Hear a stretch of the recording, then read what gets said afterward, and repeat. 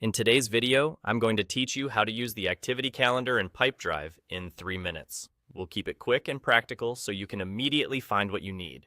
Start by looking at the main navigation on the left-hand side of your Pipedrive workspace. Click on Activities. This is the hub for your calls, meetings, follow-ups, and any to-dos you've scheduled. Opening it ensures you're focused on your day-to-day work, rather than digging through deals or contacts. Once you're in Activities, move to the top left and switch to the calendar view. This shifts you from a simple list into a time-based layout that's easier to scan at a glance.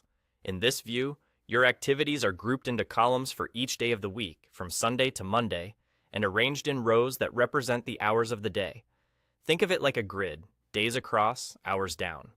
This layout helps you see not only what you have to do, but also when you're doing it, which is essential for spotting conflicts and planning realistic workloads. If you need to look beyond the current week, go to the top right of the calendar. You can change the week by clicking on the small calendar control there, or by using the left and right arrows to move backward or forward. Use this when you're preparing for next week's pipeline reviews, mapping travel days, or checking where open time slots might fit for a new meeting. To narrow your focus, add filters using the filter drop-down in the top right. Filters let you display only what's relevant right now, such as a particular activity type, a specific owner, or a status like overdue or done. This is especially useful if you work in a team or juggle multiple categories of work.